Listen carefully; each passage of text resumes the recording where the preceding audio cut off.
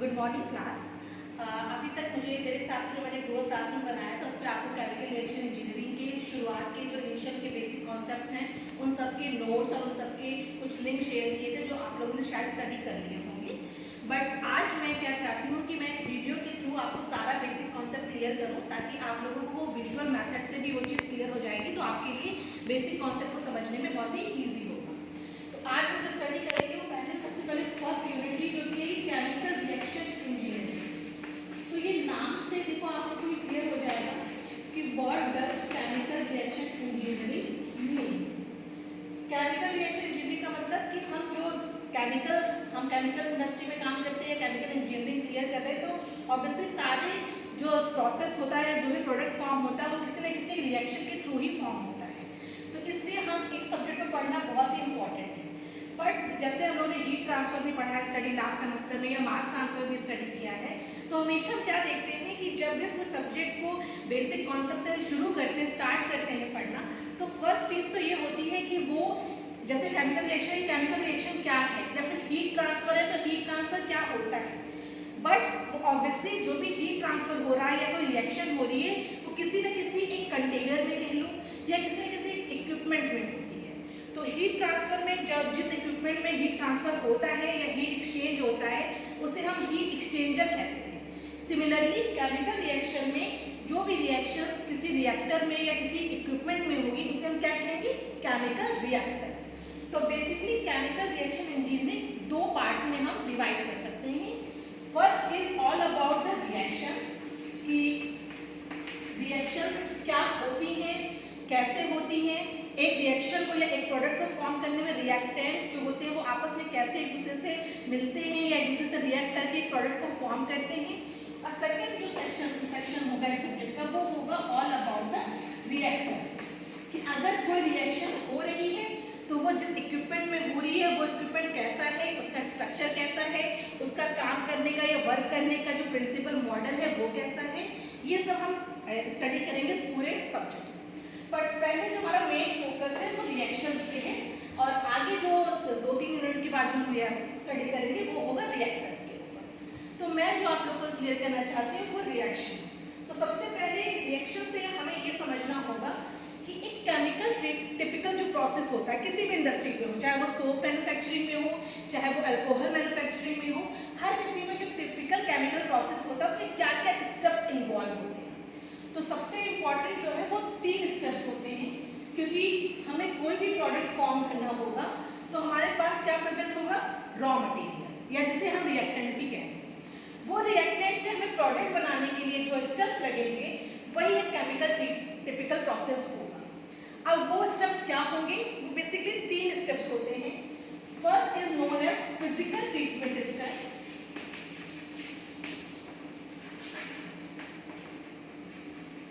Second is obviously all about the chemical treatment step, and third is again the physical treatment step of the product, not of the reactant. तो ये एक typical chemical process है। इसको हम एक block diagram से भी बहुत क्लियरली अंडरस्टैंड कर सकते हैं, जैसे कि there is some raw materials जिसे हम इनपुट कहते हैं या फिर रिएक्टेंट कहते हैं। ये रॉ मटेरियल सबसे पहले एक फिजिकल ट्रीटमेंट स्टेप में जाएंगे। क्यों जाएंगे वो मैं अभी आपको क्लियर कर रही हूँ।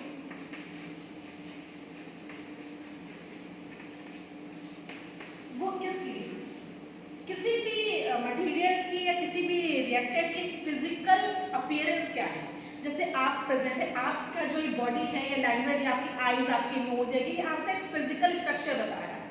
सिमिलरली हर एक मटेरियल का अपना एक फिजिकल स्ट्रक्चर होता है, या जिसे हम फिजिकल ट्रीटमेंट भी कह सकते हैं। मान लीजिए आपके पास कोई रॉ मटेरियल है, वो सॉलिड फॉर्म में है बट उसमें कुछ इम्प्योरिटीज हैं, तो आपको वो रिएक्शन में वो इम्प्योरिटीज हिंड्रेंस करेंगी, तो आपको वो इम्प्योरिटीज करने के लिए उस मटेरियल का प्यूरिफिकेशन करना पड़ेगा, तो उसे हम कहते हैं फिजिकल ट्रीटमेंट स्टेप। तभी वो केमिकली आपस में एक दूसरे से मॉलिक्यूल जो है वो रिएक्ट करेंगे। तो वो प्रोसेस करने के बाद ये हमारा जो होल रॉ मटेरियल है वो जाता है केमिकल ट्रीटमेंट स्टेप, क्योंकि केमिकल ट्रीटमेंट का मतलब जहाँ पे रिएक्शन अकर करती है, जहां पे मॉलिक्यूल जो है वो रिएक्टेंट के वो आपस में एक दूसरे से रिएक्ट करेंगे, रिएक्शन होगी और उससे एक प्रोडक्ट फॉर्म होगा। बट जो प्रोडक्ट फॉर्म होगा उसको भी फर्दर एक फिजिकल ट्रीटमेंट स्टेप चाहिए होता है, ताकि क्योंकि प्रोडक्ट में बहुत बार क्या होता है कि दो प्रोडक्ट फॉर्म हो गए, हमें उन दोनों को सेपरेट आउट करना है, या प्रोडक्ट जो फॉर्म हुआ है वो 100% प्योर ना हो, उसमें कुछ इम्प्योरिटीज हैं तो हमें उसका प्योरिफिकेशन करना पड़ रहा है। तो इसलिए प्रोडक्ट का भी थर्ड स्टेप जो है वो फिजिकल ट्रीटमेंट स्टेप उसका भी करना पड़ता है, ताकि हमें जो प्रोडक्ट हमारा डिजायर्ड प्रोडक्ट है वो हम ऑब्टेन कर सकें।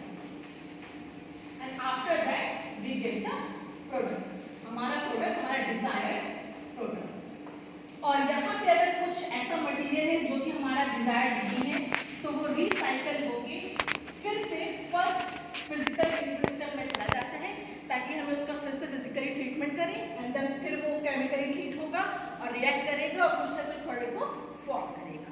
तो this is the basic typical chemical process. ये तो क्लियर है। अब ये है कि हमें जो फिजिकल ट्रीटमेंट स्टेप्स था वो हम शुरू के जो आपके यूनिट ऑपरेशन थे उसमें हम स्टडी कर चुके हैं। बॉल मिल है या जॉ क्रशर है और भी बहुत सारे इक्विपमेंट होते हैं जो यूज होते हैं फिजिकल ट्रीटमेंट स्टेप के लिए। बट इस सब्जेक्ट में हमारा जो मेन फोकस है वो है केमिकल ट्रीटमेंट स्टेप पे, कि रिएक्शन कैसे हुई मॉलिक्यूल्स के बीच। तो हमारा जो मेन फोकस होगा हम वो इस पे बढ़ेंगे। तो जैसे कि कोई भी रिएक्शन है तो उसमें बहुत सारी चीजें इन्वॉल्व होती हैं, लेकिन हम सबसे मेन जो होती है किसी भी रिएक्शन में वो क्या होता है, इनपुट दिया और आउटपुट लिया। वह इनपुट से आउटपुट के बीच का जो प्रोसेस था, जो केमिकल ट्रीटमेंट स्टेप था, वो कैसे हुआ, जो इनपुट है या जो रिएक्टेंट है उसके मॉलिक्यूल आपस में जो रिएक्ट किए, और जब वो मॉलिक्यूल रिएक्ट किए तो किस रेट से किए, मतलब कितने जल्दी रिएक्ट किए या कितने धीरे किए, या टाइम का अगर आप रेफरेंस ले रहे हो तो 1 मिनट में कितने मॉलिक्यूल्स किए। तो ये सब स्टडी होता है केमिकल में। तो वो दो तरीके से होता है। फर्स्ट इज मैंने बोला कॉन्टैक्टिंग पैटर्न।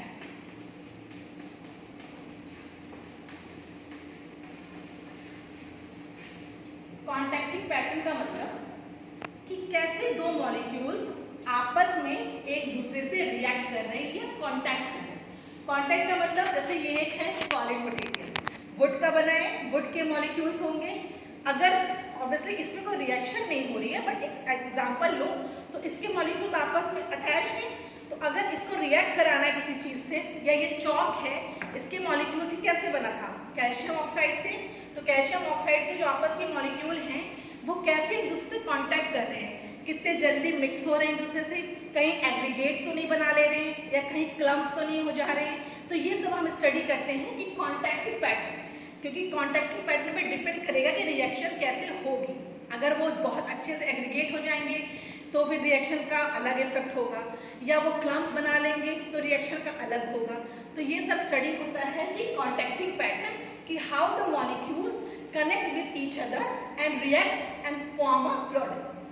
सेकंड जो पार्ट होता है that is kinetics. Kinetics term ही अपने वर्ड से बहुत क्लियर है। काइनेटिक का मतलब होता है, जैसे आपने काइनेटिक एनर्जी पढ़ी है या कुछ और काइनेटिक्स से पढ़ा है, कि किसी भी चीज का रेट, कि how the fast thing happens, कि कितनी जल्दी रिएक्शन हो रही है। अगर रिएक्शन बहुत तेज होती है तब तो इक्विलिब्रियम ही बता देता है कि क्या प्रोडक्ट मिलेगा। But in our case in chemical industries reaction generally बहुत तेज नहीं होती है, एक मॉडरेट स्पीड पे होती है। तो अगर एक मॉडरेट स्पीड पे रिएक्शंस होती हैं तब तो जो रेट ऑफ रिएक्शन होता है या फिर समटाइम्स जो हीट या मास का ट्रांसफर होता है वो बताता है कि उस रिएक्टर से एज अ आउटपुट हमें क्या मिलेगा। तो इसलिए काइनेटिक्स बहुत इंपॉर्टेंट है for chemical reaction in general. तो इस तरीके से अगर हमें रिएक्टर की बात करें तो एक रिएक्टर में जो इनपुट दे रहे हैं हम, जो कि रिएक्टेंट है, और जो आउटपुट दे रहे हैं हम, जो कि प्रोडक्ट है, ये एक दूसरे से रिलेट होते हैं। और ये रिलेट कैसे होते हैं, that is like output is equal to a function of input. Obviously input तो मैटर करेगा ही, उसका वॉल्यूम या उसका mass. Secondly the contacting pattern, कि जो रॉ मटेरियल है उनके जो मॉलिक्यूल्स हैं आपस में कैसे एक दूसरे से कांटेक्ट कर रहे हैं। And third is kinetics. तो केमिकल रिएक्शन में ये तीन चीजें इंपॉर्टेंट है किसी भी आउटपुट को ऑब्टेन करने के लिए, और इस होल इक्वेशन को हम कहते हैं परफॉर्मेंस इक्वेशन। परफॉर्मेंस इक्वेशन किसकी होगी? ऑब्वियसली रिएक्टर की होगी, क्योंकि जिस रिएक्टर में हमारी रिएक्शन हो रही है उस अब जैसे मैं बताऊँ आपकी परफॉर्मेंस मुझे देखनी है, तो मैंने अभी आपको जो भी पढ़ाया वो अगर मैं आपसे पूछूं, अगर आपने बता दिया 100% ट्रू तो योर परफॉर्मेंस इज 100%। किसी ने 80% ही बता पाया तो उसकी परफॉर्मेंस 80% होगी। तो उसी तरीके से हर एक रिएक्टर की परफॉर्मेंस होती है कि वो उस रिएक्टर में जो हमें आउटपुट चाहिए था वो कितना परसेंटेज के वे में मिल रहा है, और वो पूरा जो आउटपुट है वो इन तीन चीज़ों पर डिपेंड करेगा। तो इस इक्वेशन को हम कहते हैं परफॉर्मेंस इक्वेशन। ये याद रख लीजिएगा, बहुत इंपॉर्टेंट है। कई बार किसी भी अगर आप वाइवा दे रहे हैं या वो एक नंबर का क्वेश्चन है तो लोग पूछ सकते हैं कि what is the performance equation of a reactor. तो it's very simple, performance equation of a reactor which relates the input to output, and input and output आपस में कैसे रिलेट है वो आप लिख सकते हैं। तो ये हो गई परफॉर्मेंस इक्वेशन। नाउ हम आते हैं जो हमारा सेकंड टॉपिक है, that is classification of reaction.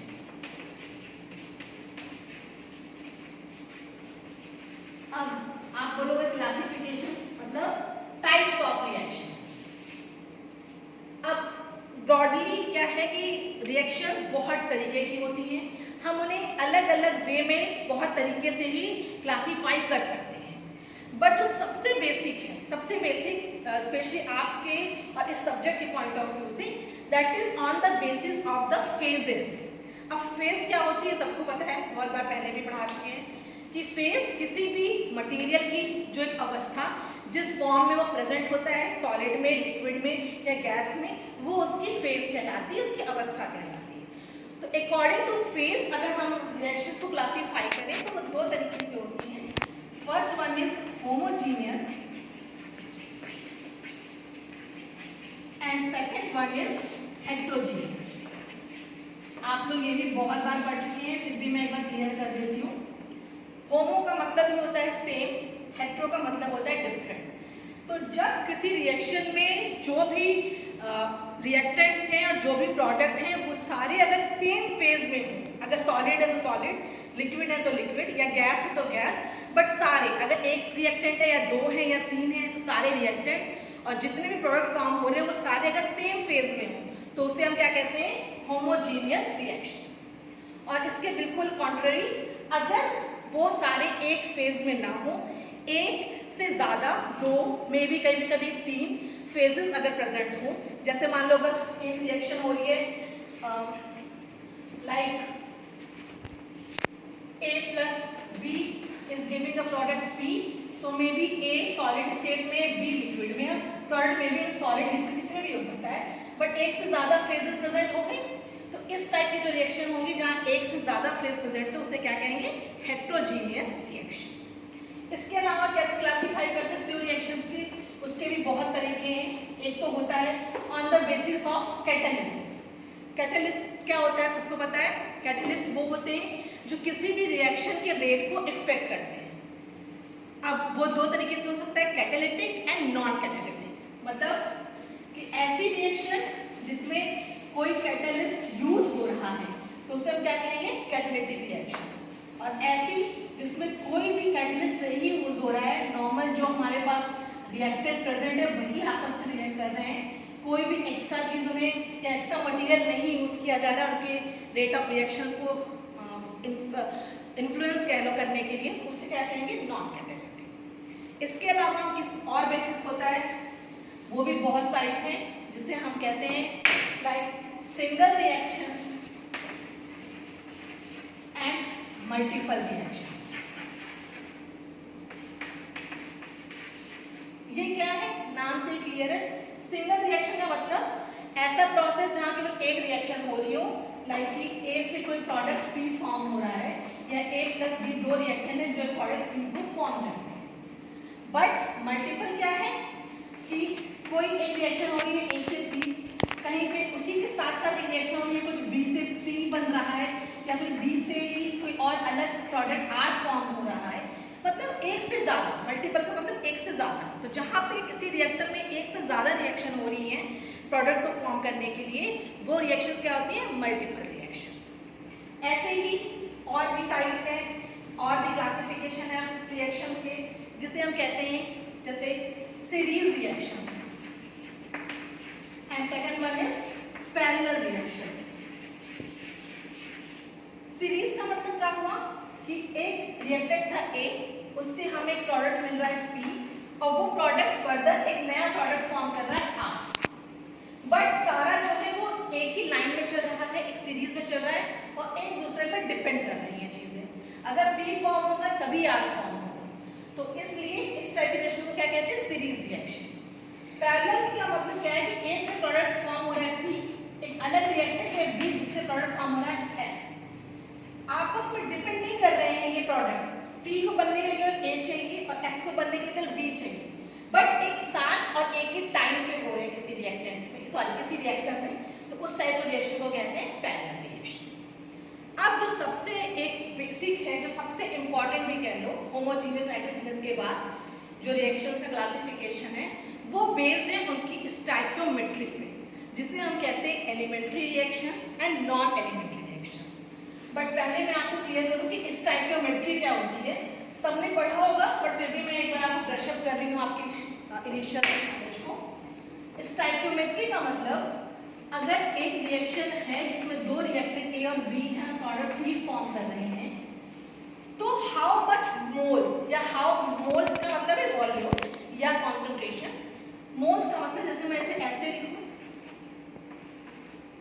तो small a moles of reactant A and small b moles of reactant B is producing a product P of moles P।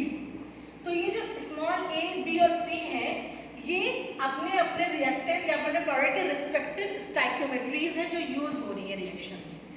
तो अगर ऐसी रिएक्शंस जिनमें जो रेट ऑफ रिएक्शन होता है वो स्टोइकियोमेट्री के करस्पॉन्डिंग हो, तो उसे हम कहेंगे एलिमेंट्री रिएक्शन। अब रेट क्या होता है वो मैं आपको नेक्स्ट क्लास में बताऊंगी, बट अभी आप समझने के लिए बस इतना समझिए, क्योंकि एक डेफिनेशन है जिसे आप याद करना आपको जरूरी है कि जो रेट ऑफ रिएक्शन हो वो स्टोइकियोमेट्री के करस्पॉन्डिंग हो। बाकी रेट, ऑर्डर, ये सब मैं आपको बाद में क्लियर करूंगी, बट अगर रेट ऑफ रिएक्शन स्टोइकियोमेट्री के करस्पॉन्डिंग है तो उसे हम कहते हैं elementary reactions.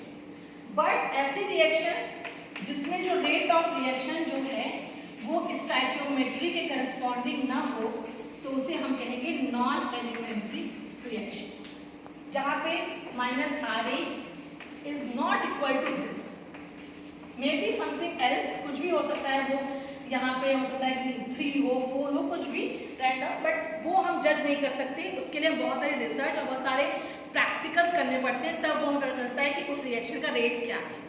But simple definition ये है कि those reaction in which the rate of reaction is always और proportional or is always corresponding to their stoichiometry is known as elementary reaction, and those reaction in which the rate of reaction is not corresponding to the stoichiometry of the reaction, that reactions are known as non-elementary reactions.